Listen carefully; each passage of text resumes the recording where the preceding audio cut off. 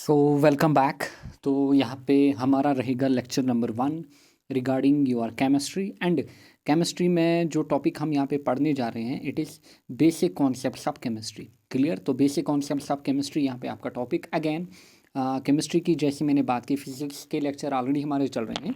तो अगर मैं केमिस्ट्री की बात करूँ तो केमिस्ट्री में भी आप एक्सपेक्ट कर सकते हो 10 to 12 मार्क्स। तो 10 to 12 मार्क्स आपसे पूछे जा सकते हैं। क्लियर? क्योंकि 3 पोर्शन से हमारे फिजिक्स के, फिजिक्स केमिस्ट्री एंड बायो, हमारे साइंस के physics chemistry and bio, and total में 32 मार्क्स। तो ऑन एन एवरेज आप इतनी वेटेज एक्सपेक्ट कर सकते हो केमिस्ट्री से। तो जो हमारा पहला लेक्चर रहेगा यहाँ पे, it will B basic concepts of chemistry. उतनी ही जितनी आपको नीड होगी केमिस्ट्री की उतनी ही मैं यहाँ पे कराऊंगा। हमें पीएचडी वगैरह नहीं करना है। From exam point of view हमें एग्ज़ाम को यहाँ पे क्रैक करना है। क्लियर? तो देखिए बेसिक से स्टार्ट करेंगे।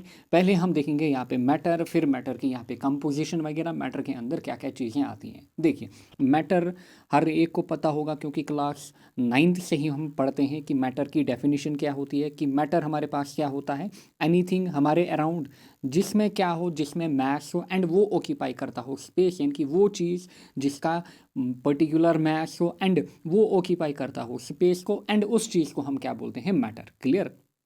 अच्छा, जो हमारे पास मैटर होता है it can be changed from one form into another but can never be completely destroyed. For example आप देखते हो हमारे पास वाटर होता है। फॉर एग्जांपल अगर मैं वाटर की बात करूं, ये हमारे पास किस फॉर्म में है, लिक्विड फॉर्म में।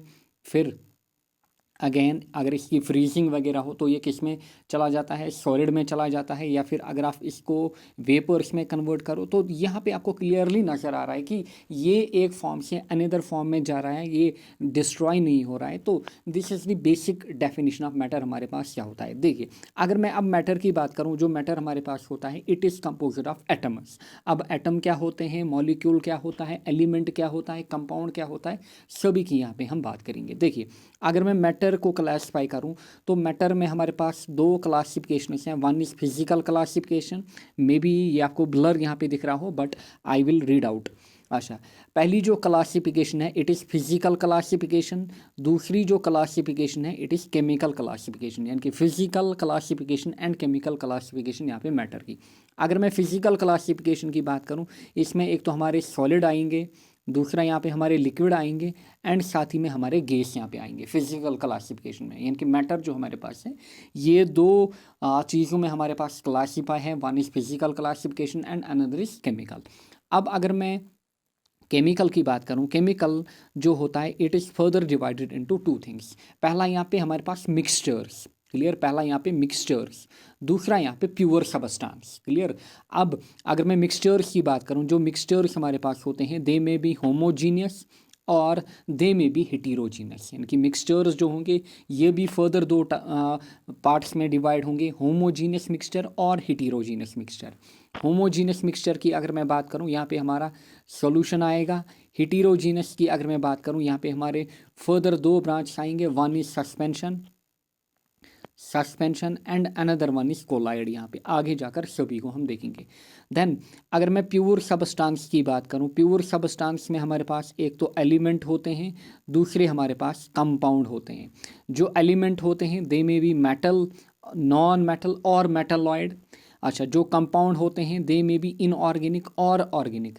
तो ये है ओवरऑल क्लासिफिकेशन हमारे मैटर की। क्लियर? आई होप आपको ये चीज़ें पता होंगी, एंड अगर आपको पता ना भी हो तो यहाँ से आपको पता चल गया होगा। Clear? So this is the basic classification of matter. Clear? तो एक बार फिर से मैं यहाँ पे रीड आउट करता हूँ। मैटर हमारे पास 2 चीज़ों में, physical classification, chemical classification. Physical में हमारे पास सॉलिड, लिक्विड और गैस। केमिकल क्लासिफिकेशन में mixture and pure substance. Mixture में homogeneous mixture, heterogeneous mixture. Homogeneous में सॉल्यूशन, हेटेरोजीनियस में सस्पेंशन एंड कोलाइड। अच्छा, प्योर सब्सटेंस में एलिमेंट एंड कंपाउंड। एलिमेंट्स में मेटल, नॉन मेटल, मेटलॉइड भी आप यहाँ पे रख सकते हो। देन कंपाउंड्स की अगर मैं बात करूँ, इनऑर्गेनिक और organic compound. So this is the basic classification regarding your matter, and matter हमारे पास क्या होता है। नाउ हम बात करेंगे यहाँ पे एटम की। क्लियर, एटम, क्योंकि एटम हमें अलग से चैप्टर भी पढ़ना है, बट यहाँ पे एटम की बात हुई है तो एटम की बेसिक डेफिनेशन हम देखेंगे।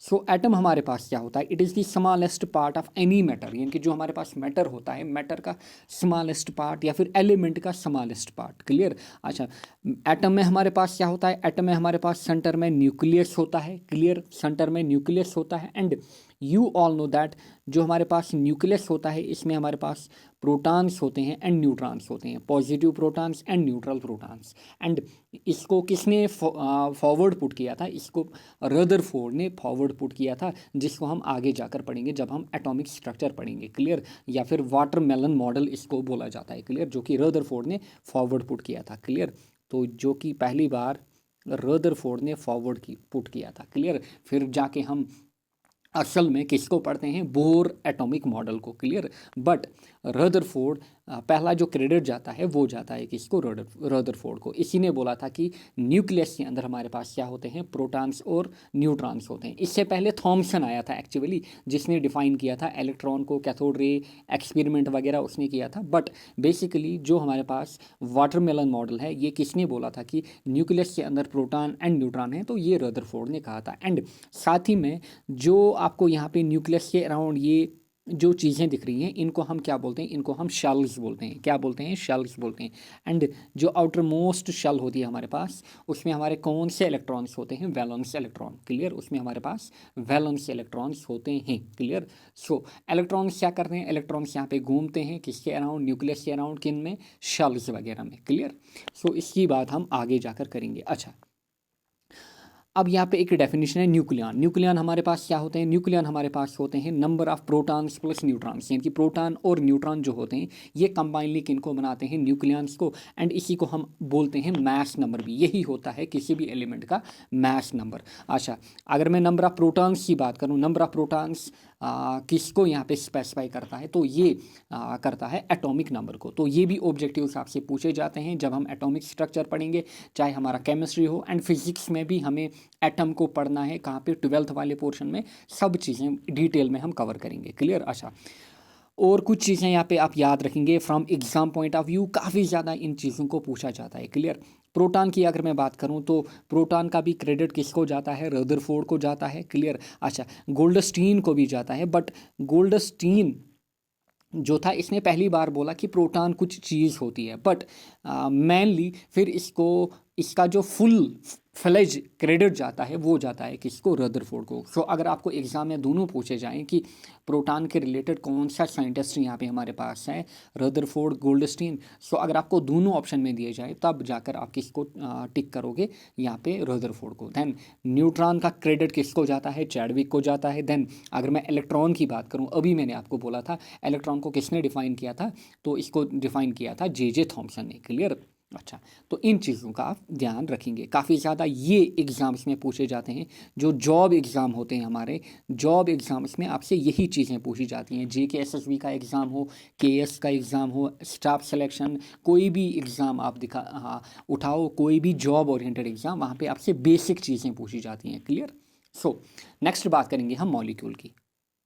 अब देखिए मॉलिक्यूल हमारे पास क्या होता है, जब हमारे पास, तो एटम की हमने बात की यहाँ पे। सो एटम क्या होता है, स्मॉलेस्ट पार्ट ऑफ एलिमेंट या फिर मैटर। अच्छा, मॉलिक्यूल हमारे पास क्या होता है, व्हेन टू और मोर एटम्स कंबाइन, जब हमारे पास दो या दो से ज़्यादा एटम्स कंबाइन हो जाए, सो वो क्या बनाते हैं, वो हमारे पास बनाते हैं मॉलिक्यूल, वो हमारे पास बनाते हैं मॉलिक्यूल। अच्छा, एटम की अगर मैं एग्जांपल दूँ, मैं बोलूँगा फॉर एग्जांपल ऑक्सीजन एटम, क्या बोलूँगा, oxygen atom, hydrogen atom. Clear, hydrogen atom, carbon atom. अच्छा, सिमिलरली मॉलिक्यूल्स की अगर मैं एग्जांपल दूं, मॉलिक्यूल देखिए, मॉलिक्यूल की अगर मैं बात करूं, कार्बन मोनोऑक्साइड मॉलिक्यूल, या फिर water molecule, methane molecule. Clear, या फिर O2 मॉलिक्यूल। क्लियर। सो देखिए मॉलिक्यूल बेसिकली हमारे पास होता क्या है, जब हमारे पास 2 और मोर एटम्स कंबाइन होते हैं वो बनाते हैं एक मॉलिक्यूल को। अच्छा, अब देखिए हमारे पास जो मॉलिक्यूल होता है ये दो तरीके से बन सकता है, when same type of atoms combine, जब हमारे पास same type of atoms combine हो जाएंगे, for example oxygen and oxygen क्या हो जाएगा, ये आपस में कंबाइन होंगे, सो ये क्या बनाएंगे, O2 मॉलिक्यूल। क्या बनाएंगे, O2 मॉलिक्यूल। सिमिलरली H और H जब कंबाइन हो जाएंगे वो क्या बनाएंगे, H2 मॉलिक्यूल। अच्छा, दूसरी example, when different kind of atoms combine, इनकी दूसरा तरीका, जब हमारे पास अलग अलग एटम्स आपस में कंबाइन हो रहे हैं, for example carbon and oxygen, ये क्या बनाते हैं, ये बनाते हैं carbon monoxide molecule. Clear. So ये सभी एग्जांपल्स आपके पास क्या हैं यहाँ पे मॉलिक्यूल्स की। क्लियर, आप ध्यान रखेंगे इनका। नेक्स्ट है एलिमेंट। एलिमेंट की अगर मैं बात करूं, एलिमेंट जो हमारे पास होता है ये एक सबस्टांस होती है, specially pure substance which contains only one kind of atoms, जिसमें खाली एक टाइप के एटम्स होते हैं, जिसमें खाली एक टाइप के एटम्स होते हैं। फॉर एग्जांपल यहाँ पे आपको दिख रहा होगा, इट इज़ सोडियम एटम। ये क्या है हमारे पास है, सोडियम एटम, ना कि सोडियम क्लोराइड। जो यहाँ पे आपको फिगर में दिख रहा है, इट इज़ सोडियम एटम। या फिर अगर मैं आयरन नेल्स की बात करूँ, जो हमारे पास आयरन नेल्स होती हैं ना, आयरन नेल्स, उनमें क्या होता है, उनमें प्योर Fe एटम्स होते हैं, उनमें प्योर आयरन एटम्स होते हैं। सो इनको हम बोलते हैं एलिमेंट। सो एलिमेंट हमारे पास क्या होता है, it is a pure substance जिसमें एक ही टाइप के एटम्स होंगे, यानी कि इसमें खाली क्या होंगे, इसमें खाली आयरन के एटम्स होंगे, यानी कि ये प्योर सबस्टांस होगी। क्या होगी, प्योर सबस्टांस होगी। लाइकवाइज सोडियम यहाँ पे हमारे पास, ये आपको दिख रहा है यहाँ पे, it is sodium atom. Then अगर मैं एलिमेंट्स की बात करूँ फर्दर, जो हमारे पास एलिमेंट्स होते हैं ये तीन चीज़ों में क्लासिफाई होते हैं, एक तो मेटल, दूसरे नॉन मेटल, एंड तीसरा यहाँ पे मेटलाइड, जो कि हम कहाँ पे पढ़ेंगे, जब हम इनऑर्गेनिक केमिस्ट्री में जाएंगे, पीरियोडिक टेबल को पढ़ेंगे अच्छे से, क्योंकि पीरियोडिक टेबल पे भी काफ़ी ज़्यादा क्वेश्चंस पूछे जाते हैं। एंड आई होप यहाँ पे आपको समझ में आया होगा कि एटम क्या होता है हमारे पास, देन यहाँ पे मॉलिक्यूल क्या होता है, कंपाउंड क्या होता है, एलिमेंट क्या होता है, ये सब आपको आज अच्छे से समझ में आए होंगे। क्लियर। अच्छा, अगर मैं कंपाउंड की बात करूँ ना, कंपाउंड जो हमारे पास होता है, compound is a pure substance which contains, compound भी हमारे पास प्योर सबस्टांस है, बट आपको ध्यान रखना है which contains more than one kind of elements और एटम्स, जिसमें मोर देन वन काइंड, यानी कि एक से ज़्यादा एलिमेंट या फिर एक से ज़्यादा टाइप के एलिमेंट या फिर एक से ज़्यादा टाइप के एटम हो सकते हैं। सो इस चीज़ का आप ध्यान रखेंगे। फॉर एग्जांपल मैं बोलूँगा कार्बन मोनोऑक्साइड या फिर CH4 CO2 H2O NaCl, ये क्या हमारे पास है, ये हमारे पास हैं कंपाउंड्स। क्लियर, ये हमारे पास हैं कंपाउंड्स। एंड बेसिक कन्फ्यूजन यहाँ पे बच्चों को होता है, इसका ध्यान आप रखेंगे। आल कंपाउंड्स आर मॉलिक्यूल्स, जितने भी कंपाउंड हमारे पास हैं, जितने भी कंपाउंड हमारे पास हैं, they are molecules. Clear, all compounds are molecules. For example CO2 CO CH4 NaCl, but all molecules are not compounds. But जितने भी मॉलिक्यूल हैं, मॉलिक्यूल सभी कंपाउंड्स नहीं हैं, बट जितने भी कंपाउंड्स हैं सभी कंपाउंड्स क्या हैं, सभी कंपाउंड्स हमारे पास मॉलिक्यूल्स हैं। बट मॉलिक्यूल्स की अगर मैं बात करूं, जो मॉलिक्यूल्स की बात करूं, कुछ मॉलिक्यूल्स कंपाउंड्स हैं बट कुछ मॉलिक्यूल्स कंपाउंड्स नहीं हैं। Example H2 molecule, oxygen molecule, O3 molecule, ये हमारे पास क्या कंपाउंड्स नहीं हैं। सो इस बात का आप ध्यान रखेंगे, ये भी ऑब्जेक्टिव में आपसे पूछा जाता है। क्लियर। सो आई होप आपको ये चीज़ें यहाँ पे क्लियर हुई होंगी। एटम क्या होता है, मॉलिक्यूल क्या होता है, एलिमेंट क्या होता है, देन कंपाउंड क्या होता है। नाउ बात करेंगे हम मिक्सचर की। क्लियर, बात करेंगे हम मिक्सचर की। अब देखिए, अगर मैं मिक्सचर की बात करूं, मिक्सचर में क्या होता है हमारे पास, इट कंटेन्स टू और मोर एलिमेंट्स या फिर कंपाउंड्स, यानी कि इसमें दो या दो से ज़्यादा एलिमेंट्स हो सकते हैं या कंपाउंड्स हो सकते हैं। किसमें, मिक्सचर में, इन प्रपोर्शन, किसी पर्टिकुलर प्रपोर्शन में हो सकते हैं। इस चीज़ को हम क्या बोलते हैं, इस चीज़ को हम मिक्सचर बोलते हैं। फॉर एग्जांपल एयर जो हमारे पास होता है, it is mixture of different gas हमारे पास, oxygen gas, then carbon dioxide, nitrogen gas, helium वगैरह। So air is a mixture. Air क्या होता है हमारे पास, मिक्सचर। सभी एग्जाम्पल जो भी मैंने एग्जाम्पल्स यहाँ पे ली है, इनको एग्जाम में पूछा जाता है। क्लियर।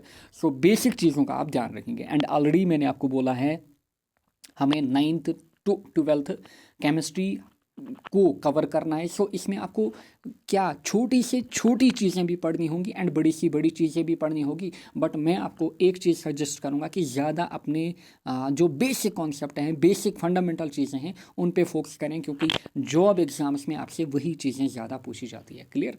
सो ईयर हमारे पास क्या है, ईयर हमारे पास मिक्सचर है। Then alloys, for example steel यहाँ पे। क्लियर, स्टील जो कि हम कंस्ट्रक्शन में यूज़ करते हैं। काफ़ी लोग इसको क्या बोलते हैं, काफ़ी लोग इसको आयरन भी बोलते हैं। It is totally wrong. काफ़ी लोग इसको क्या बोलते हैं, iron. It is totally wrong, क्योंकि अभी मैंने आपको आयरन दिखाया कि प्योर आयरन क्या होता है। जो हमारे पास नेल्स होती हैं ना, नेल्स जो होती हैं हमारे पास, क्लियर, यही होता है हमारे पास प्योर आयरन, इसी को हम आयरन नेल्स बोलते हैं। ये हमारे पास प्योर आयरन होता है, यानी कि ये एक एलिमेंट हमारे पास होता है। देन अगर मैं यहाँ पे स्टील की बात करूँ, इसको हम स्टील बोलते हैं, ना कि आयरन, क्लियर। जो स्टील हमारे पास होता है इट इज़ ए मिक्सचर। ये क्या होता है हमारे पास, इट इज़ मिक्सचर, क्लियर। अच्छा, किसका मिक्सचर होता है, जो हमारे पास प्योर आयरन होता है, क्लियर, प्योर आयरन होता है, उसमें हम किसका मिक्सचर डालते हैं, उसमें हम कार्बन को ऐड करते हैं, तब जाकर हमारा स्टील बनता है। सो जो स्टील होता है हमारा, it is iron, pure iron plus carbon. जो स्टील होता है it is pure iron plus carbon. So iron plus carbon क्या बनाता है हमारा, आयरन प्लस कार्बन हमारा स्टील बनाता है, आयरन प्लस कार्बन हमारा स्टील बनाता है। Therefore steel is a mixture, clear. अच्छा, देन मिल्क की अगर मैं बात करूं, मिल्क भी हमारे पास क्या होता है, मिल्क भी हमारे पास मिक्सचर होता है। पैंट्स वगैरह ये भी हमारे पास क्या होते हैं, मिक्सचर्स होते हैं। आई होप आपको ये चीज़ें अच्छे से समझ में आई होंगी, क्लियर। नाउ मिक्सचर में फर्दर अगर मैं बात करूं, यहाँ पे दो टाइप्स के मिक्सचर हमारे पास होते हैं, एक होमोजीनियस मिक्सचर, दूसरा हिटीरोजीनियस मिक्सचर, क्लियर। एक तो होमोजीनियस मिक्सचर, दूसरा यहाँ पे हिटीरोजीनियस मिक्सचर।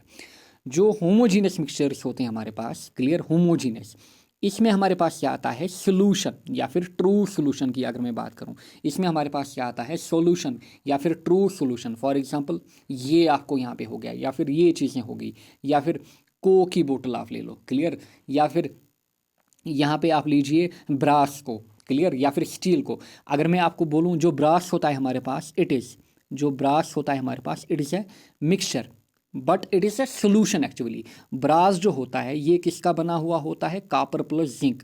अगर मैं आपको बोलूँ ये है कोई डोर की हैंडल, ये है ब्रास की बनी हुई, मैं आपको बोलूँगा आप मुझे इसमें कॉपर अलग करके दो, जिंक अलग अलग करके दो, क्या आप कर पाओगे, नहीं कर पाओगे, क्योंकि इट्स ए प्योर सोल्यूशन। ये क्या हमारे पास होता है, ये हमारे पास ट्रू सोल्यूशन होता है, क्लियर। सो सिमिलरली जो कोका कोला हमारे पास बना हुआ होता है, इसमें जितने भी इंग्रेडिएंट्स होते हैं, क्या आप इनको अलग कर पाओगे, नहीं कर पाओगे। सो इट इज़ है क्या, होमोजीनियस मिक्सचर, इसको हम क्या बोलते हैं, होमोजीनियस मिक्सचर। या फिर दूध, या फिर पैंट वगैरह, या फिर यहाँ पे स्टील, ये सब चीज़ें हमारे पास क्या होती हैं, ये सब चीज़ें हमारे पास होमोजीनियस मिक्सचर्स होते हैं। अच्छा अच्छा अच्छा अच्छा, अब देखिए जो होमोजीनियस मिक्सचर होता है, सबस्टांस कंप्लीटली मिक्सड, यानी कि इसमें जो सबस्टांस होती हैं ये कंप्लीटली मिक्सड होती हैं। फॉर एग्जांपल स्टील हमारा बना हुआ होता है आयरन प्लस कार्बन से, ये कंप्लीटली मिक्सड होते हैं, इसमें आप ना तो आयरन ढूंढ पाओगे ना तो कार्बन। अच्छा, mixture exist in one state, यानी कि एक ही स्टेट में आपको दिखेगा मिक्सचर यहाँ पे, क्लियर। सो इसमें क्या एग्जाम्पल है हमारे पास होमोजीनियस मिक्सचर में, सोल्यूशन या फिर ट्रू सोल्यूशन। नाउ अगर मैं बात करूँ यहाँ पे हिटीरोजीनस मिक्सचर की, सो हिटीरोजीनस मिक्सचर जो होता है इसमें सबस्टांस जो होती हैं they are separate, clear, they are separate. इसमें एक तो हमारा सस्पेंशन आएगा, दूसरा हमारा कोलाइड आएगा, कोलाइड्स एंड सस्पेंशन किसमें आते हैं, हिटीरोजीनस मिक्सचर्स में। एंड कुछ लोगों को कन्फ्यूजन होता है कि जो कोलाइड्स हमारे पास होते हैं they are homogeneous mixture, but अगर मैं बात करूँ जो कोलाइड्स होते हैं they may appear to be homogeneous, यानी कि वो आपको अपीयर होंगे homogeneous, but essentially they are क्या, दे आर हिटीरोजीनस मिक्सचर्स। इनका आप ध्यान रखेंगे, इसको काफ़ी बार ऑब्जेक्टिव में पूछा जाता है, क्लियर, एसर्शन रीजन में। अब देखिए, अब देखिए यहाँ पे आपको दिख रहा है चाक सॉल्यूशन, ये है कोई चाक की, चाक का मिक्सचर, चाक प्लस वाटर का मिक्सचर, चाक प्लस वाटर का मिक्सचर। या फिर यहाँ पे आपको दिख रहा है मडी वाटर, मडी वाटर यानी कि फ्लड वगैरह आने के बाद अगर आप वाटर किसी भी बीकर में कलेक्ट करोगे तो पहले उसकी हालत ये होगी, फिर कुछ टाइम के बाद ऐसा, फिर कुछ टाइम के बाद ऐसा, फिर आफ्टर फ्यू आवर्स या फिर मैं बोलूँ 5-6 घंटे के बाद आपको वो ऐसा दिखेगा। तो आपको क्या होगा, यहाँ पे आपको क्लियरली जो डस्ट पार्टिकल हैं वो नीचे आते हैं क्योंकि वो सेटल होते हैं बॉटम में, एंड प्योर वाटर जो है वो आपको अलग ऊपर नज़र आएगा, यानी कि यहाँ पे आपको वाटर सेपरेट दिखेगा, डस्ट सेपरेट दिखेगा, क्लियर। ऐसा आपको होमोजीनस मिक्सचर में नहीं दिख रहा था, सो इसको हम बोलेंगे हिटीरोजीनस मिक्सचर। फॉर एग्जांपल अगर आप चाक एंड वाटर को यहाँ पे क्या करोगे, कंबाइन करोगे ना, आप कर सकते हो, बचपन में भी हमने किया था। सो यहाँ पे आप देखोगे कि चाक के जो बड़े बड़े पार्टिकल्स हैं, बिगर पार्टिकल्स, वो सेटल करेंगे बॉटम में, एंड जो लाइटर पार्टिकल्स हैं वो टॉप पे आएंगे, एंड जो वाटर है वो बीच में रहेगा, क्लियर। सो यहाँ पे क्या हुई, यहाँ पे अगेन सेपरेशन हुई। सो हिटेरोजीनस मिक्सचर में क्या होते हैं, सबस्टांस गेट सेपरेटेड या फिर सबस्टांस आर सेपरेट। ऐसा ही आपको किन में दिखेगा, ऐसा ही आपको कोलाइड्स में दिखेगा। सो ये जो दो एग्जाम्पल्स थी यहाँ पे, muddy water and chalk water, these are suspensions. इनको हम क्या बोलते हैं, सस्पेंशन, यानी कि यहाँ पे पार्टिकल्स किसमें रहते हैं, सस्पेंशन में रहते हैं। अच्छा, कोलाइड्स, कोलाइड्स की अगर मैं बात करूँ, हमारे पास फॉग होता है, क्लाउड्स होते हैं, या फिर क्रीम वगैरह या फिर स्पॉन्ज वगैरह, ये हमारे पास यहाँ होते हैं, दीज आर कोलाइड्स। एंड इनमें भी हमारे पास सबस्टांस जो होते हैं they are partly separate, clear, क्योंकि कोलाइड्स जो हमारे पास होते हैं ये किन के बीच लाई करते हैं, ये एक तो प्योर सॉल्यूशन एंड दूसरा यहाँ पे जो सस्पेंशन होते हैं इनके बीच, यानी कि इनमें आधी प्रॉपर्टी इनकी होती है, आधी प्रॉपर्टी इनकी होती है, clear. So this is all about mixture, कि मिक्सचर हमारे पास क्या होता है। आई होप आपको अच्छे से समझ में आया होगा, क्लियर। आगे बढ़ते हैं, सॉल्यूशन अलग से बात करेंगे यहाँ पे, सॉल्यूशन की, सस्पेंशन की एंड कोलाइड की। देखिए सॉल्यूशन की अगर मैं बात करूँ, सॉल्यूशन, अब जो सॉल्यूशन हमारे पास होता है इट इज़ अ मिक्सचर, क्योंकि ये किसका टाइप है, मिक्सचर का टाइप है।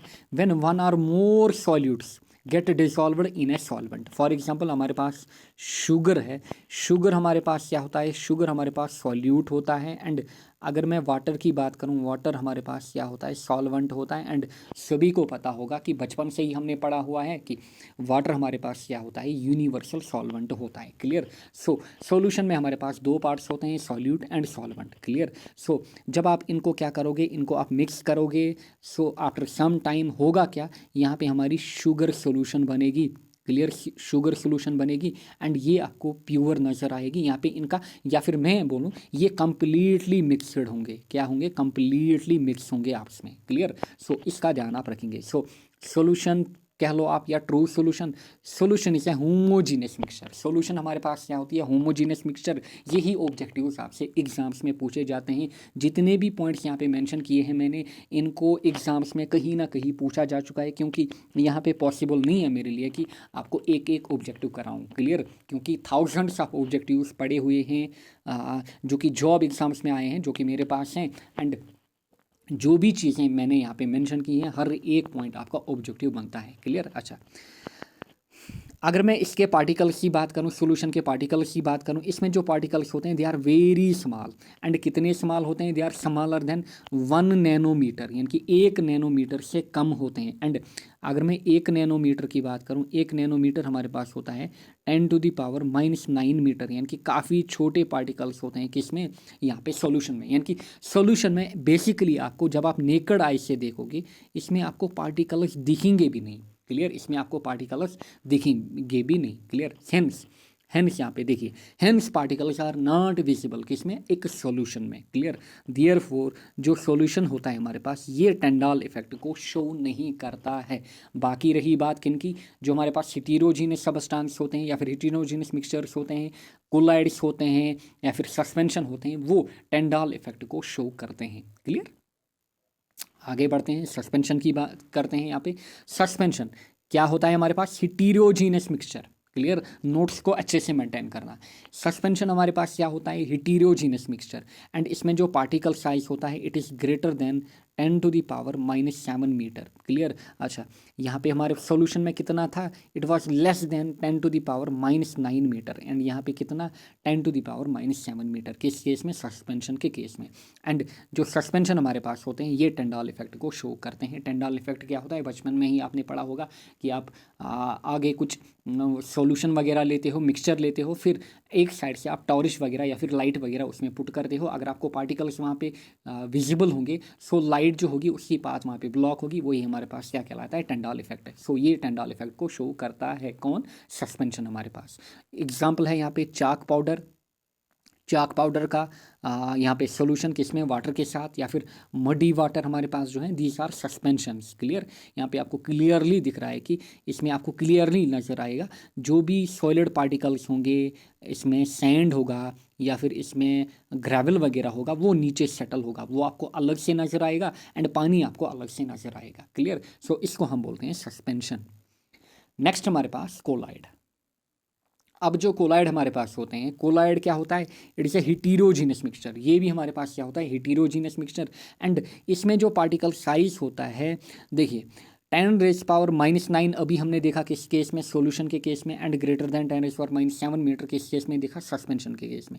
सो इनका जो बीच का साइज है, यानी कि 10⁻⁹ मीटर टू 10⁻⁷ मीटर, ये किन का साइज होता है, ये कोलाइड्स का साइज होता है हमारे पास। क्लियर, ये कोलाइड्स का साइज होता है हमारे पास। एंड इनका जो साइज हमारे पास है, इन तीनों का साइज आपके एग्जाम में पूछा जाता है, एसएससी में काफ़ी बार इसको पूछा जा चुका है। क्लियर, अच्छा।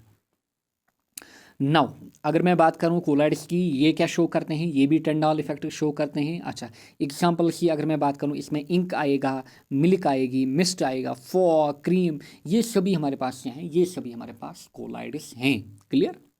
नाउ बात करेंगे यहाँ पे क्लासिफिकेशन ऑफ कोलाइड्स की, काफ़ी ज़्यादा important, this is very very important, very very important from exam point of view, इसको काफ़ी ज़्यादा पूछा जाता है इस टेबल को। क्लियर, इस टेबल को आप अच्छे से ध्यान में रखेंगे। देखिए, अगर मैं क्लासिफिकेशन करूँ यहाँ पे कोलाइड्स की, पहला जो हमारे पास होता है, पहले हम बोलते हैं सॉल, पहली classification is sol, then solid sol, aerosol, emulsion, foam, solid foam, gel and aerosol से आप काफ़ी ज़्यादा वाकिफ़ होंगे अगर आपने पोल्यूशन को अच्छे से पढ़ा होगा, एयर पोल्यूशन को। क्लियर, वहाँ पे एरोसॉल्स काफ़ी ज़्यादा इंपॉर्टेंट होते हैं हमारे पास। क्लियर, अब देखिए, अगर मैं सॉल की बात करूं, सॉल हमारे पास क्या होता है, it is solid in liquid, यानी कि इसमें क्या होता है, जो सॉलिड होता है दैट इज़ इन लिक्विड। अच्छा, solid sol, solid in solid. Aerosol, aerosol में दो चीज़ें हमारे पास हो सकती हैं, या तो सॉलिड इन गैस होगा या फिर लिक्विड इन गैस। क्लियर, इन चीज़ों का आप ध्यान रखेंगे। क्लियर। देन एमल्शन की मैं बात करूं, एमल्शन में हमारे पास क्या होता है, liquid in liquid. Then foam की अगर मैं बात करूं, फोम में हमारे पास होता है gas in liquid. Solid foam की अगर मैं बात करूं, सॉलिड फोम में हमारे पास होता है गैस इन सॉलिड। बेसिकली ये कहाँ पे पढ़ा जाता है, डेप्थ में, ये पढ़ा जाता है सरफेस केमिस्ट्री में, बट सरफेस केमिस्ट्री को आई थिंक डिलीट किया हुआ है, जो नया सिलेबस आया है एनसीईआरटी का, जेके बोर्ड्स का, नीट का, वहाँ पे वो अब एनसीईआरटी से वो चैप्टर गायब हो चुका है। क्लियर, अच्छा। देन जेल की अगर मैं बात करूं, जेल हमारे पास होता है सॉलिड इन लिक्विड। क्लियर, इनकी एग्जांपल अगर हम देखें, सॉल की एग्जांपल हमारे पास ink, then soap solution, starch solution, moist paints, ये किस में आते हैं, सॉल में। काफ़ी ज़्यादा इंपॉर्टेंट, इनको डायरेक्ट एग्जाम में पूछा जाता है, ये टेबल आपको याद रखना ही रखना होगा। क्लियर, सॉलिड सॉल की अगर मैं बात करूँ, इसमें कलर्ड जिम स्टोन्स आते हैं लाइक रबी गिलास। एरोसॉल काफ़ी ज़्यादा important, aerosol very very important. Clear, इनकी अगर आपको इस टेबल में कुछ याद रखना है, अगर आपको कुछ भी ना याद रखें, एक तो आप एरोसॉल को याद रखें, एमल्शन, मैं बोल रहा हूँ वर्स्ट कंडीशन में, अगर आपको ये टेबल याद नहीं रहता है तब भी एरोसॉल एंड इमल्शन को याद रखना बेटर इज कि यहाँ पे आप हर एक चीज़ को याद रखें, बट एरोसॉल एंड इमल्शन को अच्छे से देखना। क्लियर, अच्छा। अगर मैं एरोसॉल की बात करूँ, सॉलिड इन गैस, स्मोक जो हमारे पास होता है, स्मोक होता है सॉलिड इन गैस। क्लियर, अच्छा। लिक्विड इन गैस की अगर मैं बात करूँ, इसमें हमारे पास मिस्ट आता है, देन स्प्रे आता है, फॉग आता है, क्लाउड्स आते हैं। अच्छा, एमल्शन, एमल्शन हमारे पास क्या होते हैं, लिक्विड इन लिक्विड, यानी कि लिक्विड किस में, लिक्विड में। Example is milk here, butter हो गया हमारा, क्रीम हो गई। क्लियर, अच्छा। फोम की अगर मैं बात करूं, सो बबल, देन शेविंग क्रीम, ये किस में आते हैं, फोम में आते हैं। ये आपको आइडिया भी लगेगा किस में, अगर आपसे ऑब्जेक्टिव पूछा जाए वहाँ पे आप इजीली टिक कर पाओ कि फोम में क्या क्या आता है, क्योंकि सो बबल में भी फोम प्रोड्यूस होता है, शेविंग क्रीम में भी फोम होता है हमारे पास। Then solid foam, solid foam की अगर मैं बात करूँ, इसमें स्पॉन्ज आता है, then foam rubber. Clear, sponge जो आप यूटेंसिल्स वगैरह धोने के लिए यूज़ करते हो। क्लियर, देन जेल की अगर मैं बात करूँ, जेल हमारे पास होता है सॉलिड इन लिक्विड, इसमें एक तो जेलीज आते हैं, दूसरा jelly time. So this is the basic classification किनकी, कोलाइड्स की। आपने यहाँ पे स्क्रीनशॉट लिया होगा या फिर आपने अपने नोट्स को अच्छे से मेंटेन किया होगा यहाँ पे। क्लियर, आगे बढ़ते हैं। देखिए, पार्टिकल साइज अगर मैं यहाँ पे कंपेयर करूँ, देखिए ट्रू सॉल्यूशन या फिर सॉल्यूशन में कितने छोटे पार्टिकल्स होते हैं, एंड प्रैक्टिकली ये हमें नज़र भी नहीं आते हैं। कोलाइड एंड सस्पेंशन में आपको पार्टिकल्स दिख सकते हैं, सस्पेंशन में काफ़ी ज़्यादा पार्टिकल साइज होता है, एंड कोलाइड के केस में इन बिटवीन होता है, यानी कि इनके बीच वाला। तो देखिए 10⁻⁹ मीटर, 10⁻⁹ टू 10⁻⁷ कोलाइड्स का, सस्पेंशन का ग्रेटर देन 10⁻⁷, यानी कि सबसे ज़्यादा साइज पार्टिकल्स का कहाँ पे होता है, सस्पेंशन में, उससे छोटा किधर, कोलाइड में, एंड सबसे छोटा किधर, ट्रू सॉल्यूशन में। एंड ये भी एग्जाम में पूछा जाता है, सो इसको भी ध्यान रखिएगा। क्लियर, सो साइज की अगर मैं बात करूँ, सस्पेंशन ग्रेटेस्ट इनका बीच में, एंड इनका स्मॉलेस्ट यहाँ पे। क्लियर, इसका भी आप ध्यान रखेंगे। And this is here the example of टेंडाल effect. Clear. For example अगर मैं यहाँ पे सॉल्यूशन को लूँ, प्योर सॉल्यूशन को, जब मैं यहाँ पे कुछ टार्च वगैरह लगाऊँ, सो इसमें जो लाइट का बीम होगा वो विजिबल नहीं होगा, क्योंकि इसमें जो पाथ होगी लाइट की वो ब्लॉक नहीं होगी। इन दो केस में लाइट की पाथ ब्लॉक होगी, सो यहाँ पे आपको विजिबल बीम होगा। सो यहाँ इसी को हम क्या बोलते हैं, इसी को हम यहाँ पे टेंडाल इफेक्ट बोलते हैं। क्लियर। नाउ देखिए कुछ क्वेश्चन यहाँ पे आए हुए। Milk is an example of, तो मिल्क हमारे पास, मिल्क किसकी एग्जाम्पल है, एमल्शन की एग्जाम्पल होती है हमारे पास। स्मोक इज, अभी मैंने आपको मेंशन किया कि ये टेबल काफ़ी ज़्यादा इंपॉर्टेंट है। क्लियर। मैंने कुछ ही क्वेश्चन इसलिए हैं क्योंकि मेरे लिए पॉसिबल नहीं है कि आपको एक एक क्वेश्चन कराऊं। मे बी अगर लास्ट में टाइम बचता है फरवरी वगैरह में, तब जाके आपको यूट्यूब वगैरह पे वहाँ पे जो MCQ सीरीज़ है अराउंड 1000, मोर देन 1000 MCQ जितना भी हो सकेगा हमसे वो आपको कराएंगे। क्लियर। अच्छा, स्मोक की अगर मैं बात करूँ, स्मोक हमारे पास क्या होता है, solid in gas. Clear. Then which of the following mixture does not show Tyndall effect, तो टेंडाल इफेक्ट कौन शो नहीं करता यहाँ पे। सो क्लियरली जो शुगर सोल्यूशन होगा हमारे पास, यानी कि होमोजीनियस, जो हमारे पास होमोजीनियस सॉल्यूशन होते हैं या फिर होमोजीनियस मिक्सचर्स होते हैं।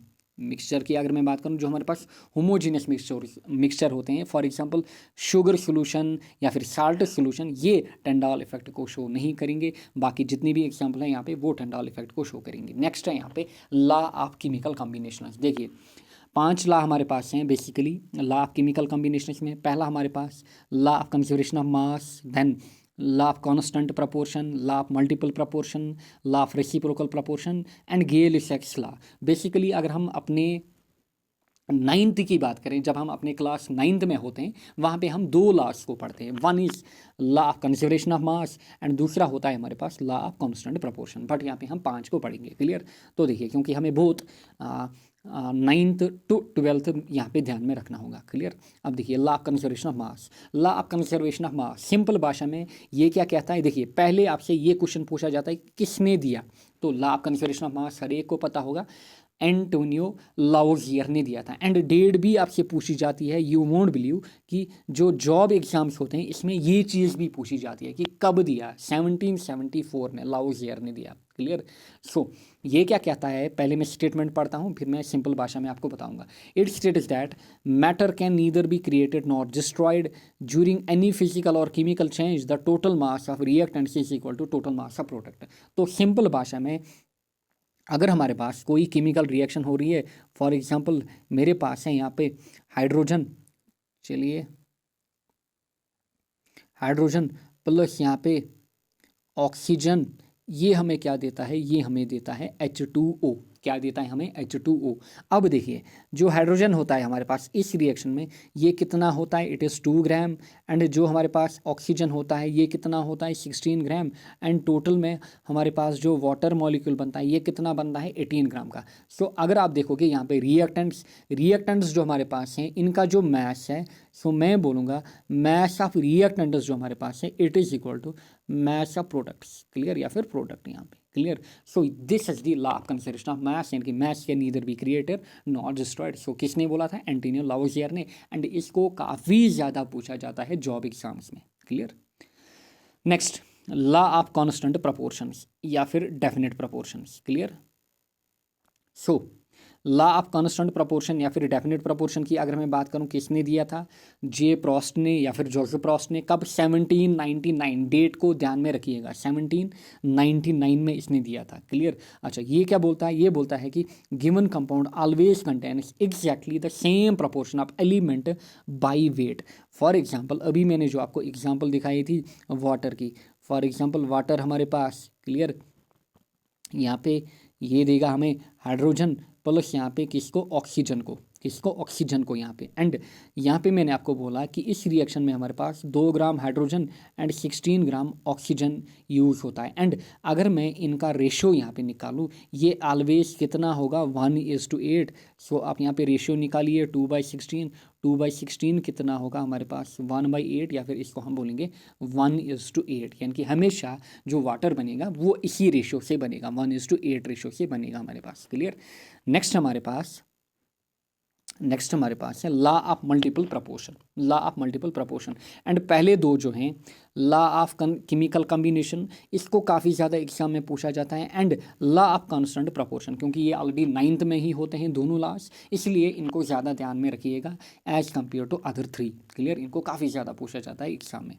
अच्छा, next, law of multiple proportion किसने दिया था? डाल्टन ने। कब? 1804 ने। अच्छा, ये क्या कहता है? ये कहता है कि when two elements combine to form two और more chemical compounds then the masses of one of the elements which combine with a fixed mass of the other bear a simple ratio to one another। Clear, bear a simple ratio to one another। For example देखिए, यहाँ पे मेरे पास एक है hydrogen, hydrogen plus मैंने अभी लिया था ऑक्सीजन, ऑक्सीजन। सो ये क्या मुझे दे रहा था? ये मुझे वाटर दे रहा था। एंड यहाँ पे अगर आप देखोगे ऑक्सीजन को कितना मैंने लिया था, ऑक्सीजन इस रिएक्शन में 16 ग्राम हमारा यूज़ हो रहा था। दूसरी इन्हीं का कॉम्बिनेशन अगर मैं आपको दिखाऊँ, हाइड्रोजन प्लस ऑक्सीजन, बट इस कंडीशन में अगर मैं यहाँ पे कुछ चीज़ें चेंज करूँ, फॉर एग्जांपल ऑक्सीजन को मैं यहाँ पे कितना इस रिएक्शन में लेता हूँ 32 ग्राम, तो इस कंडीशन में हमारे पास बनता है हाइड्रोजन पर ऑक्साइड, हाइड्रोजन पर ऑक्साइड H2O2। क्लियर, पर ऑक्साइड। अच्छा, सो आपको दिख रहा होगा कि इस रिएक्शन में भी हमारा जो हाइड्रोजन होता है वो 2 ग्राम यूज़ होता है, एंड इस रिएक्शन में भी हमारा जो हाइड्रोजन है वो 2 ग्राम यूज़ होता है। बेसिकली चेंज कहाँ पे आ रही है? ऑक्सीजन 16 ग्राम एंड ऑक्सीजन यहाँ पे 32 ग्राम। एंड अगर आप देखोगे इस लॉ के अकॉर्डिंग जो हमारा ऑक्सीजन है उसका जो रेशियो है वो यहाँ पे कितना बन रहा है? 16/32, 1:2। क्लियर, यानी कि ये सिंपल रेशियो यहाँ पे बियर करते हैं। सो अगेन इस लॉ को अच्छे से पढ़िए। When two elements combine to form 2 or more chemical compounds, यानी कि 2 और मोर केमिकल कंपाउंड्स, एक तो वाटर हमारा केमिकल कंपाउंड बना, दूसरा यहाँ पे हमारा हाइड्रोजन पेरोक्साइड केमिकल कंपाउंड बना, then the mass of one of the elements, clear, oxygen, which combine with a fixed mass of the other bear a simple ratio to one another, यानी कि bear a simple ratio, यानी कि oxygen का ratio कितना था? 1:2 हमारे पास। Clear, next है यहाँ पे हमारे पास law of reciprocal proportion, law of reciprocal proportion. अब देखिए किसने दिया था? रिचर ने दिया था। कब? 1794 में। क्लियर, किसने दिया था? रिचर ने दिया था। एंड कब दिया था? 1794 में। देखिए अगेन ये भी क्या कहता है? ये कहता है the ratio of masses of 2 elements A and B, clear, A and B, which combine separately with a fixed mass of third element C is either the same or some simple multiple of the ratio of the mass in which A and B combine directly। Simple भाषा में यहाँ पे आपको समझाता हूँ। देखिए for example मेरे पास है ऑक्सीजन एलिमेंट, देन यहाँ पे कार्बन, देन यहाँ पे सल्फर। क्लियर, देन यहाँ पे सल्फर। क्लियर, अगर मेरे पास कार्बन एंड ऑक्सीजन कंबाइन हो जाए, सो वो क्या बनाते हैं? वो बनाते हैं CO2 को। किसको बनाते हैं? CO2 को।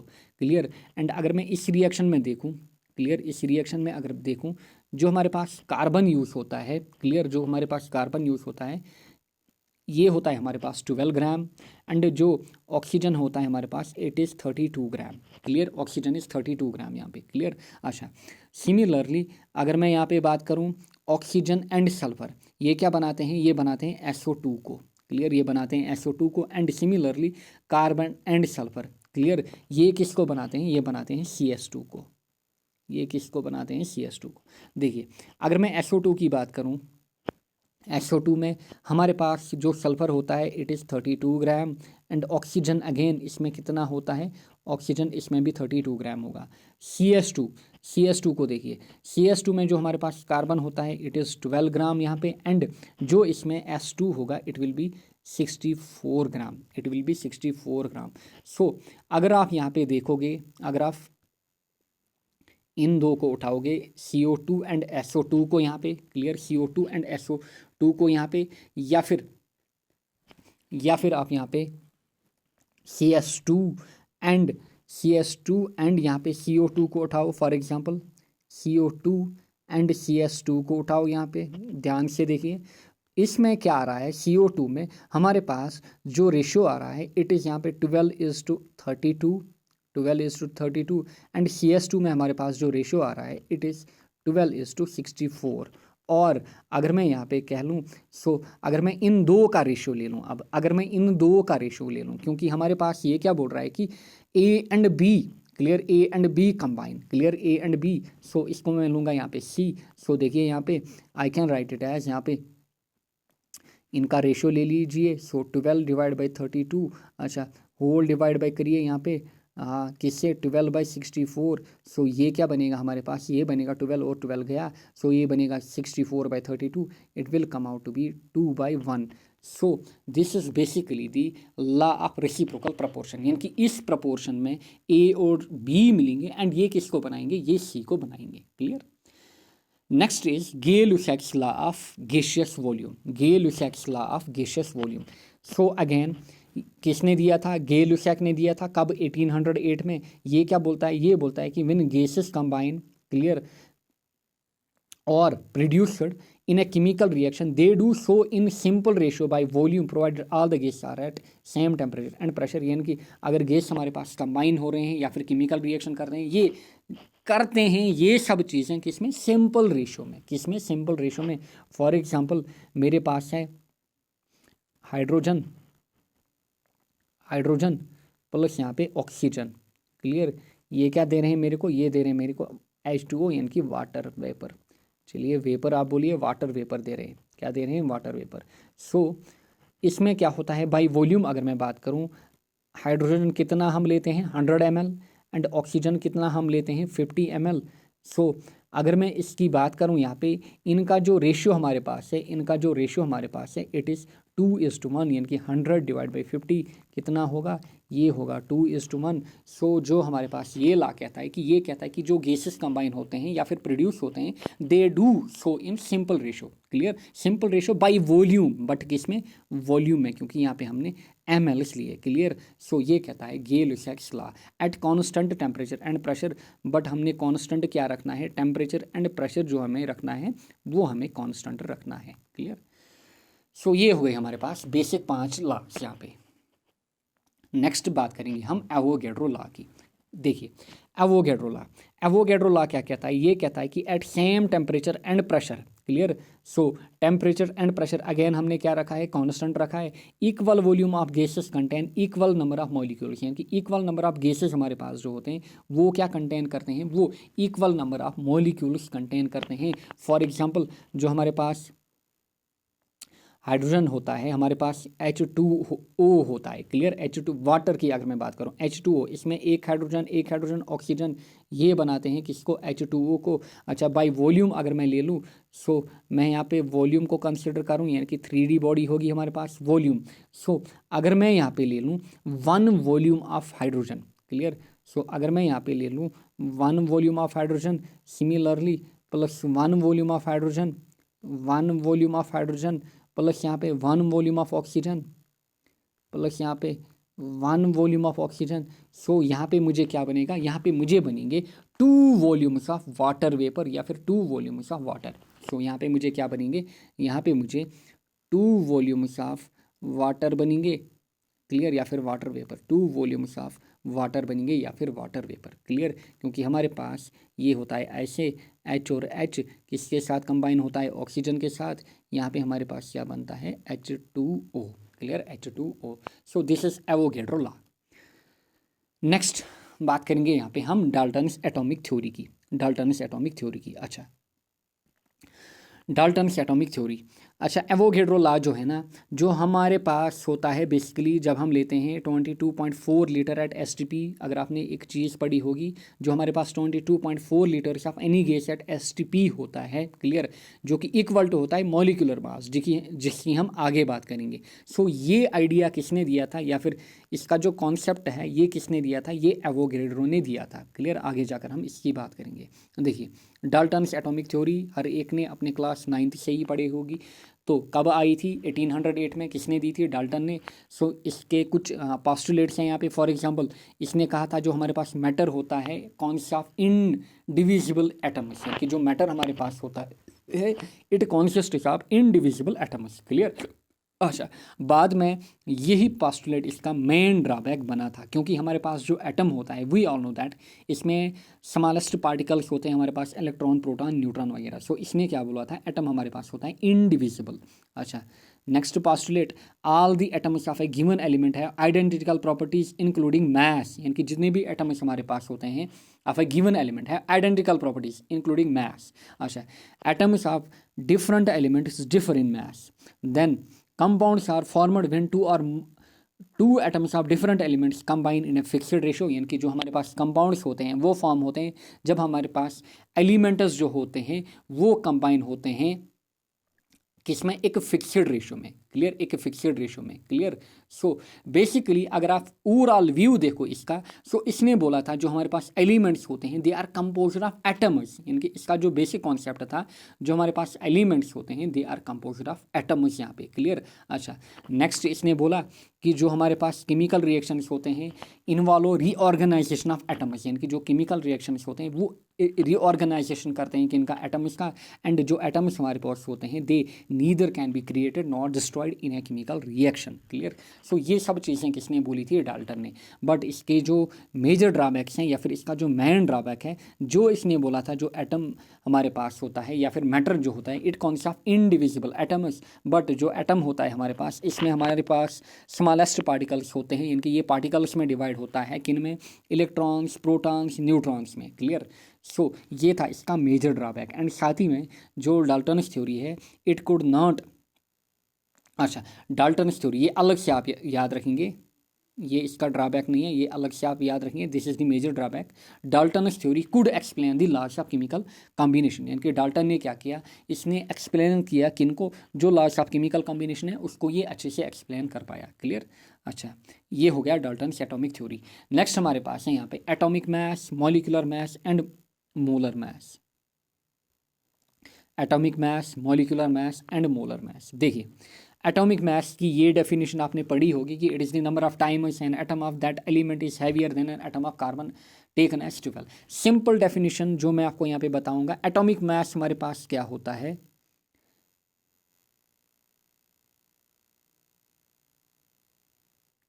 जो एटॉमिक मास हमारे पास होता है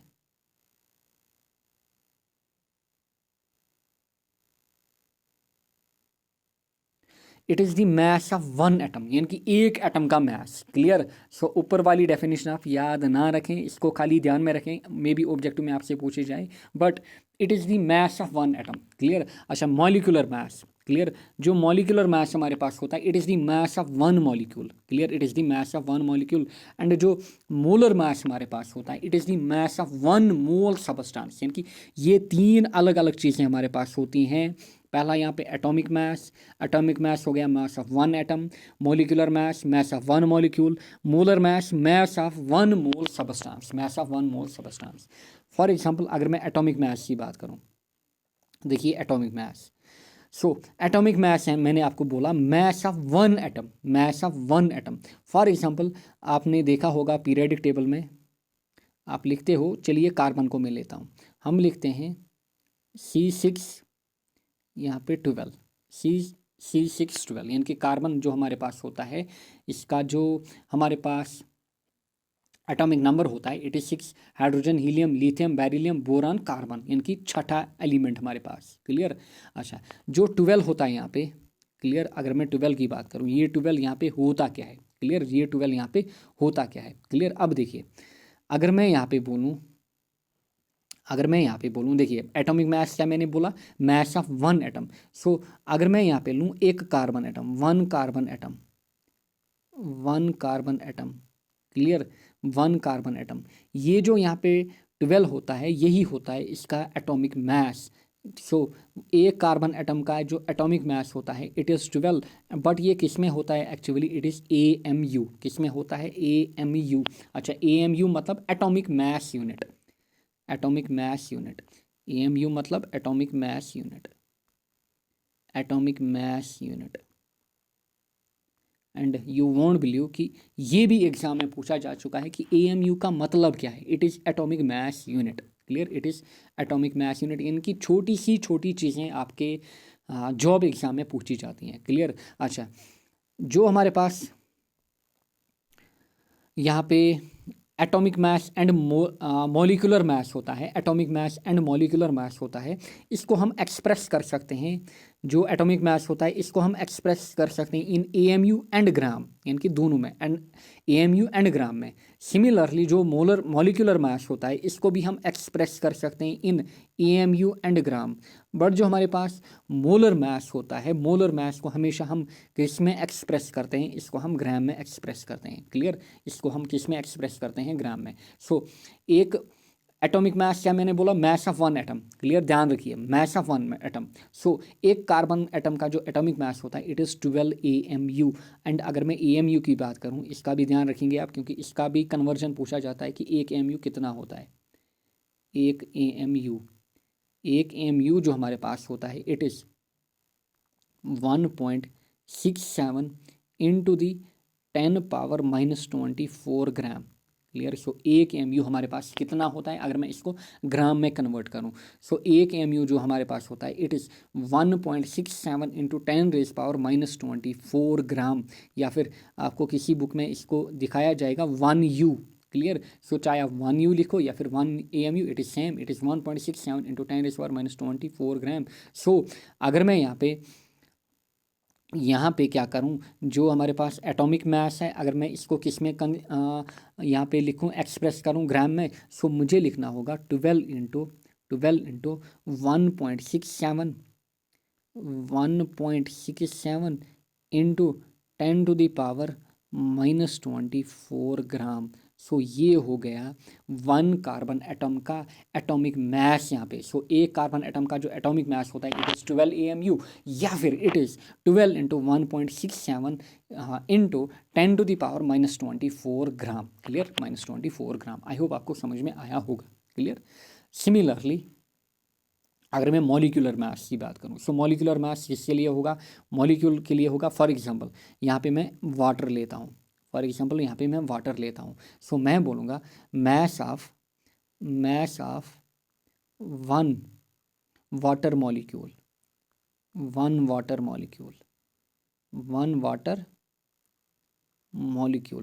क्लियर, इनकी 1H2O मॉलिक्यूल, इसका जो मैस होगा। क्लियर, इसका जो मैस होता है हमारे पास, सो हम बोलते हैं ये कितना होता है हमारे पास, इट इज़ 18। क्लियर, बट ये किस में होता है, इट इज़ AMU, 18 AMU। सो अगर मैं इसको ग्राम्स में लिखूं, I can write it as 18 into 1.67 into 10⁻⁻24 gram. सो ये हो गया किस में, ये हो गया ग्राम्स में। क्लियर। सो 18 AMU एंड या फिर 18 इंटू 1.67 इंटू 10⁻⁻24 ग्राम। सो मॉलिक्यूलर मास क्या होता है हमारे पास, मास ऑफ वन मॉलिक्यूल, यानी कि इस केस में आपको मॉलिक्यूल लेना है। क्लियर, ऊपर आपको क्या लेना था, एक एटम लेना था। क्लियर, एटॉमिक मास में। अच्छा, मोलर मास, अगर मैं मोलर मास की बात करूं, it is mass of 1 mole substance. Clear, mass of 1 mole substance. And जो मोलर मास होता है हमारे पास, इसको आप लिख सकते हो इन टर्म्स ऑफ, या फिर इसको आप एक्सप्रेस कर सकते हो in terms of atoms. Clear, atoms, molecules और आयन्स, यानी कि इसको आप एक्सप्रेस कर सकते हो in terms of atoms, molecules and ions. किसको, मोलर मास को। क्लियर, किसको, मोलर मास को। ध्यान से इसको देखिएगा। क्लियर, क्योंकि यहाँ पे काफ़ी बच्चे कंफ्यूज होते हैं। क्लियर। सो यही बेसिक ऑब्जेक्टिव्स आपसे फिर पूछे जाते हैं आपके एग्जाम में। For example mass of 1 mole substance कितना होता है हमारे पास, 1 मोल। एक मोल कितना होता है हमारे पास, it is 6.023 into 10⁻23। Clear, 10⁻23। So this is हमारे पास, ये होता है हमारे पास 1 मोल। क्लियर, जो 1 मोल हमारे पास होता है it is 6.023 into 10⁻23 particles. Clear. अच्छा, मैंने आपको बोला इसको हम एक्सप्रेस कर सकते हैं in terms of atoms, molecules और आयन्स। किसको, मोलर मास को। सो अगर मैं बोलूँ अगर मैं यहाँ पे लिखूँ मास ऑफ, वन एटम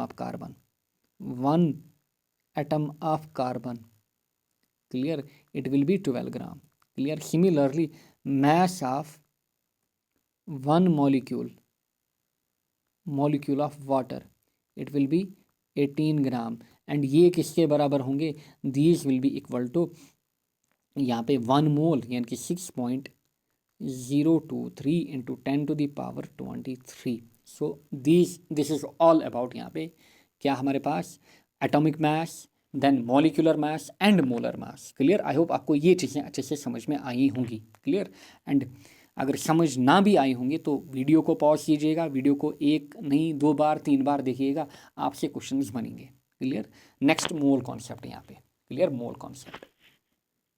अब देखिए मोल कॉन्सेप्ट। एक मोल जो हमारे पास डिफाइन होता है, अगर मैं मोल की डेफिनेशन यहाँ पे लिखूँ, ए मोल इज डिफाइंड, ऐसे लिखो आप, mole is defined as that amount of the substance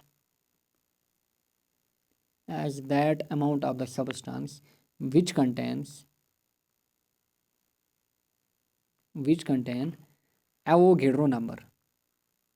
Avogadro's number मतलब हमारे पास 6.023 into 10⁻23 Avogadro's number of molecules.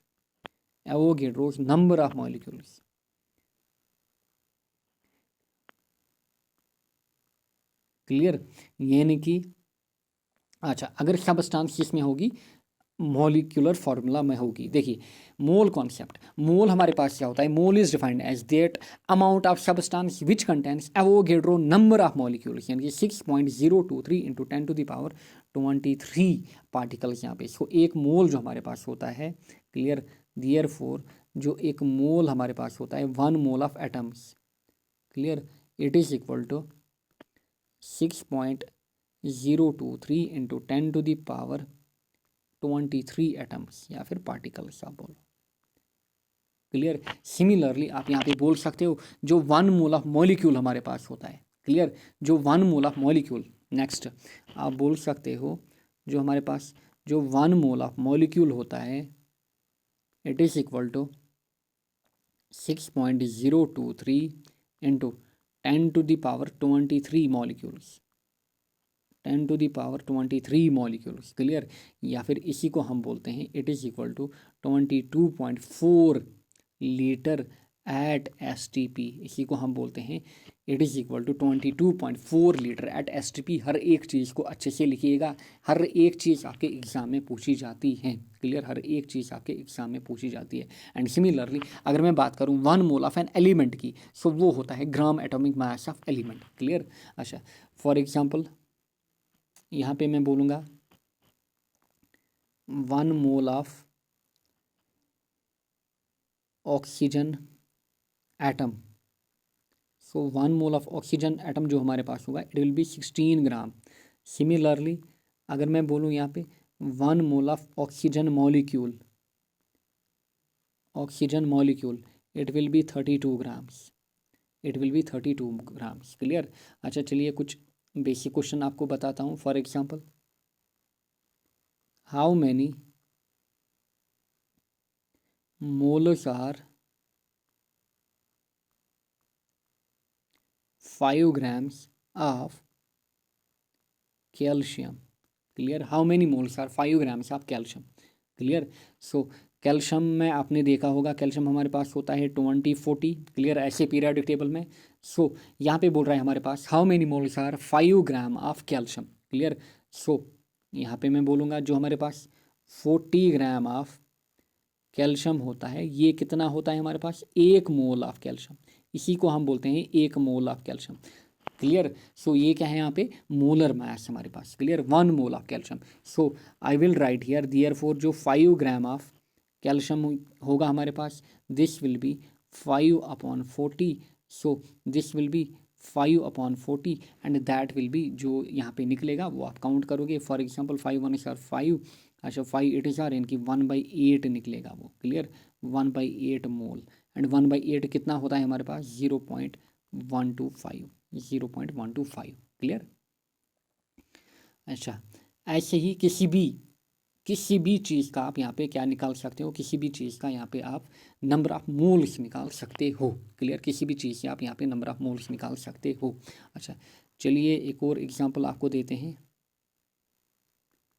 अच्छा, calculate the number of atoms, अब बात करूँगा मैं नंबर ऑफ़ एटम्स की। ऊपर मैंने बात की थी हाउ मेनी मोल्स, यानी कि नंबर ऑफ़ मोल्स। अब मैं बात करूँगा यहाँ पे नंबर ऑफ़ एटम्स की। How calculate the number of atoms in 0.2 mole of sodium, 0.2 mole of sodium. Clear. So अगर मैं यहाँ पे देखिए, अगर मैं 1 मोल सोडियम की बात करूँ, वो कितना होता है हमारे पास, that is 6.023 into 10⁻23 atoms. Clear. Therefore अगर मैं 0.2 मोल्स की बात करूँ, सो जो 0.2 होंगे that will be equal to 0.2 into यहाँ पे 6.023 इंटू 10⁻23 करिए। सो 6 इंटू 2 कितना होता है हमारे पास, 12। अच्छा, but this will come out to be 12 into 0.4। अच्छा, 10⁻23 में से एक कम होगा, that will be equal 10⁻22 atoms. Clear. Simple multiplication करना है किसका, 0.2 का किसके साथ, 6.023 इंटू 10⁻23। ये चीज़ें आपको बेसिकली आती होंगी। 0.2 इंटू 6.023 इंटू 10⁻23। सो मैंने क्या किया, यहाँ से एक 10 इसको दिया, ये क्या बना 10⁻22। सो मैंने क्या किया, 0.2 को 10 दिया, ये बना 2। 2 इंटू 6 कितना हो गया, 12। It is around 12.04 into 10⁻23 atoms. So I hope आपको ये समझ में आया होगा कि कैसे हम यहाँ पे ये चीज़ें कैलकुलेट करते हैं। नेक्स्ट यहाँ पे इक्विवेलेंट वेट। क्लियर, इसको भी काफ़ी ज़्यादा पूछा जाता है। Clear, equivalent weight. अच्छा, इक्विवेलेंट वेट, अगर मैं इक्विवेलेंट वेट की बात करूँ, फॉर एग्जांपल इक्विवेलेंट वेट निकालने के काफ़ी ज़्यादा तरीके होते हैं हमारे पास। क्लियर, इक्विवेलेंट वेट निकालने के काफ़ी ज़्यादा तरीके होते हैं हमारे पास। For example equivalent weight of metal, ये होता है हमारे पास weight of metal divide by weight of H2 displaced, H2 displaced into 1.008 किसका, हाइड्रोजन का हमारे पास। Clear. So this is the equivalent weight of metal. अगर मैं एक मेटल का इक्विवेलेंट वेट निकालूं, क्लियर, एक मेटल का इक्विवेलेंट वेट निकालूं। सिमिलरली, अच्छा, एसिड एंड बेस की बात करते हैं। एसिड एंड बेस की बात करें, इक्विवेलेंट वेट या फिर equivalent mass. Equivalent weight of N acid, equivalent weight of N acid, ये कितना होता है हमारे पास, ये होता है हमारे पास molecular weight of acid. Molecular weight of acid क्या है, divide by basicity, divide by basicity. Similarly अगर आपको बोला जाए इक्विवेलेंट वेट किसका, एक बेस का, सो आप बोलोगे molecular weight of base divide by क्या, acidity, divide by acidity. So this is equivalent weight. Equivalent weight हम कैसे निकाल सकते हैं। क्लियर। सो इस चीज़ का भी आप ध्यान रखेंगे। अच्छा, नेक्स्ट हम बात करेंगे यहाँ पे empirical formula and molecular formula. देखिए मॉलिक्यूलर फार्मूला, पहले ध्यान दीजिए किस में, मॉलिक्यूलर फार्मूला पे। जो मॉलिक्यूलर फार्मूला हमारे पास होती है, it is the chemical formula which represents the true formula of it is molecule या फिर actual number of atoms of the various elements present in A molecule of the compound. इनकी actual formula हमारे पास क्या है या फिर true formula हमारे पास क्या है।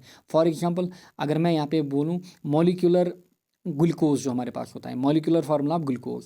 सो ग्लूकोज की जो मॉलिक्यूलर फार्मूला होती है हमारे पास, इट इज C6H12O6। सो ये होती है एक्चुअल फार्मूला हमारे पास।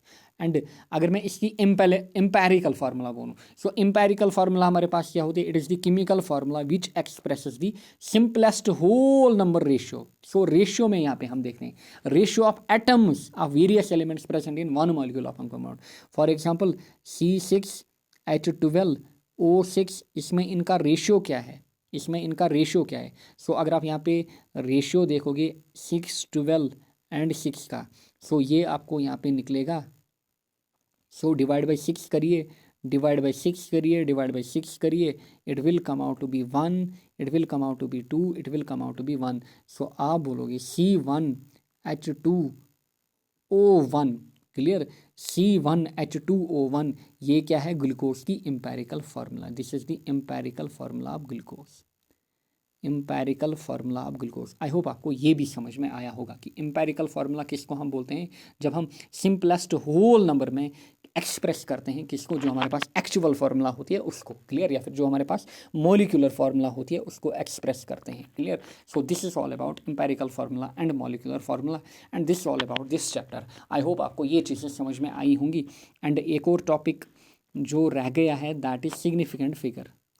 सिग्निफिकेंट फिगर इसको मैं किसी और लेक्चर में कराऊंगा, जब टाइम मिलेगा इसको मैं कराऊंगा, या फिर आप खुद से करिएगा एंड बेटर मे बी मैं इसको कराऊं, clear. So this is not a difficult topic, इसको भी मैं आगे जाकर कराऊंगा। अच्छा, इन क्वेश्चन को अब यहाँ पे देखते हैं जो कि काफ़ी ज़्यादा एग्जाम्स में पूछे जा चुके हैं, क्लियर। अब देखिए पहला क्वेश्चन यहाँ पे, एटम्स ऑफ सेम एलिमेंट और different elements make, clear. So job exams में इसी टाइप के क्वेश्चन आपको मिलेंगे, ज़्यादा डेप्थ में आपसे नहीं पूछेगा, हाई लेवल के न्यूमेरिकल से आपसे नहीं पूछेगा, अगर न्यूमेरिकल पूछेगा भी बेसिक न्यूमेरिकल पूछेगा, क्लियर। नीट या JEE के न्यूमेरिकल आपसे नहीं पूछेगा। देखिए एटम्स ऑफ सेम एलिमेंट और डिफरेंट एलिमेंट्स मेक, सो ये क्या बनाते हैं, ये बनाते हैं किनको, मॉलिक्यूल्स को, क्लियर। सो ये बनाते हैं मॉलिक्यूल्स को। Next, which last state is that mass can not be produced, clear, और destroyed in a chemical reaction. So कौन सा लॉ होता है, it is law of conservation of mass. तो पहले आप क्या कीजिए, यहाँ तक अगर आप आए हैं पहले कॉपी बनाइए, फिर इन क्वेश्चन को आप लगाइए। The rule of constant proportion, so constant proportion किसने दिया था, सो कॉन्स्टेंट प्रपोर्शन हमारे पास दिया था किसने, ये दिया था प्रोस्ट ने। And law of conservation of mess किसने दिया था, लाउसियर ने दिया था। Next, who among the following told about the indivisibility of atom, किसने बोला था, ये बोला था डाल्टन ने अपनी थ्योरी में। Which postulate of Dalton atom is the result of mass conservation law, तो कौन सा यहाँ पे, सो सभी ऑप्शंस को पढ़िए। सो इसका जो करेक्ट ऑप्शन रहेगा, it is the atoms are indivisible particles. So इसने क्या बोला था, एटम्स जो हमारे पास होते हैं इनडिविजिबल पार्टिकल्स होते हैं which can not be formed और destroyed in a chemical reaction, clear. So ये किसको यहाँ पे सिग्निफाई करता है, मास कंजर्वेशन लॉ को, क्लियर, ये वाला पोस्टुलेट। अच्छा next, atoms combine, atoms chemically combine to form, जो हमारे पास एटम्स होते हैं ये केमिकली कंबाइन होते हैं एंड किनको बनाते हैं, मॉलिक्यूल्स को बनाते हैं, क्लियर। नेक्स्ट, नेक्स्ट क्वेश्चन देखिए, द नंबर ऑफ एटम्स और मॉलिक्यूल्स और ions present in one mole of A substance, clear. The number of atoms और मॉलिक्यूल्स और ions present in one mole of substance, इसको हम क्या बोलते हैं, इसको हम एवोगेड्रो नंबर बोलते हैं। A homogeneous mixture of two or more substance is called, सो अगर हमारे पास होमोजीनियस, क्लियर, देखिए होमोजीनियस मिक्सचर है, क्लियर, होमोजीनियस मिक्सचर है किनकी, टू और मोर सबस्टेंस। तो होमोजीनियस सबस्टेंस मिक्सचर हमने किसको देखा था, सॉल्यूशन को देखा था। कोलाइड एंड सस्पेंशन की अगर मैं बात करूँ, ये हमारे पास होती है हेटेरोजीनियस।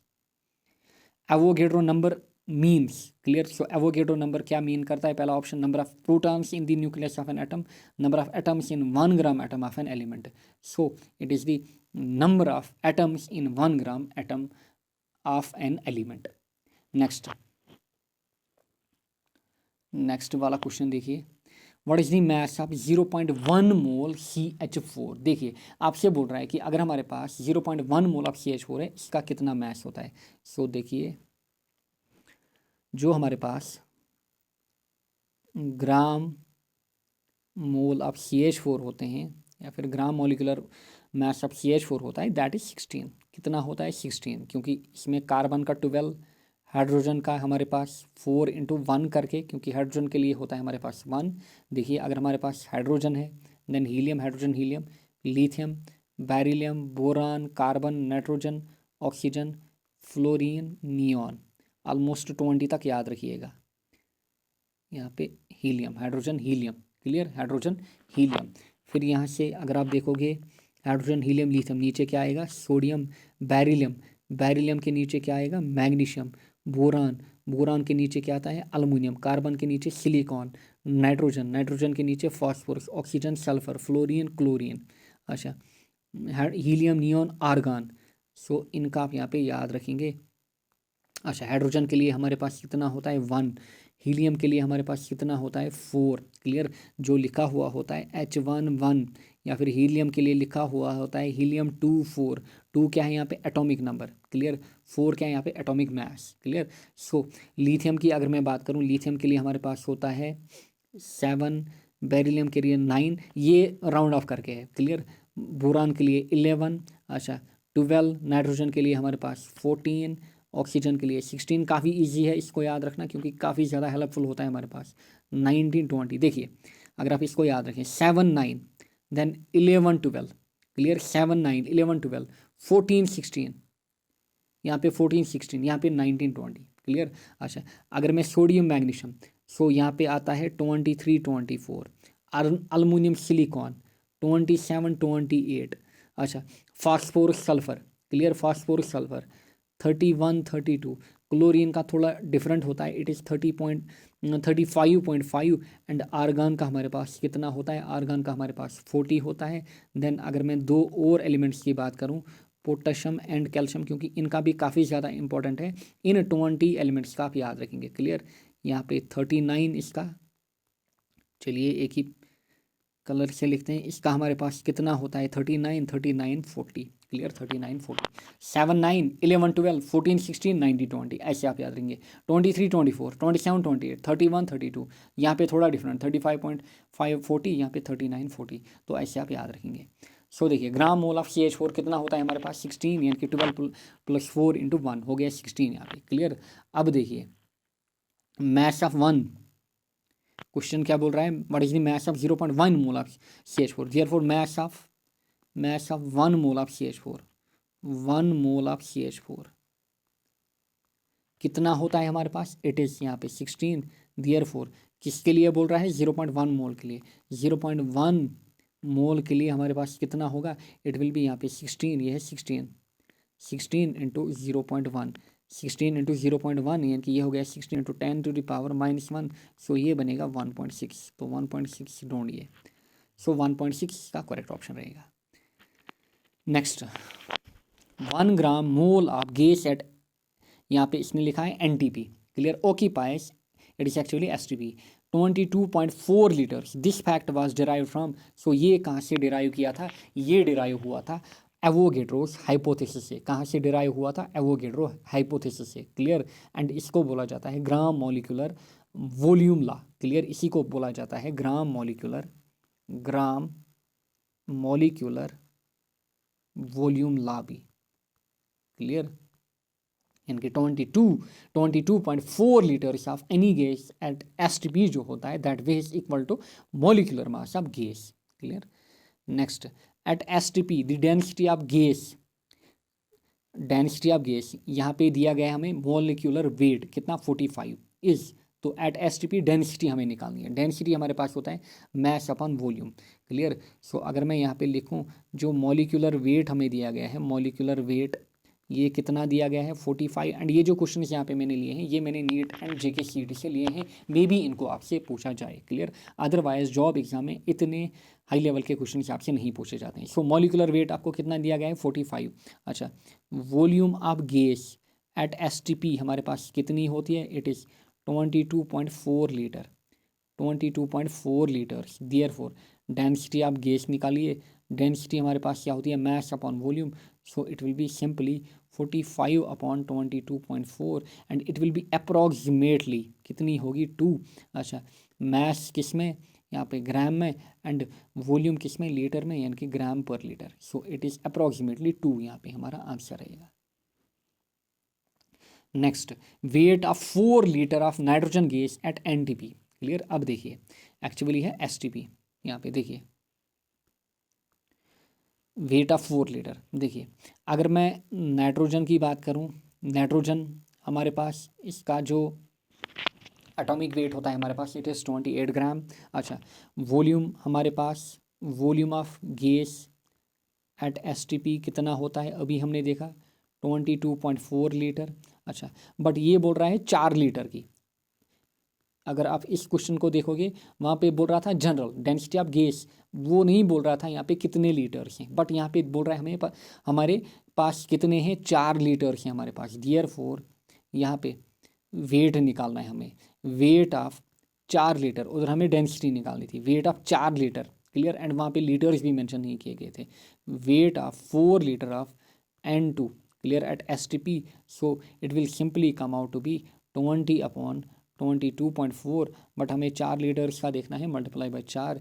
यहाँ पे जब आप 28 × 4 करोगे, 4 8 4 हो गया 32, 4 2 4 8 3 carry, so it will B 112 divide by 22.4।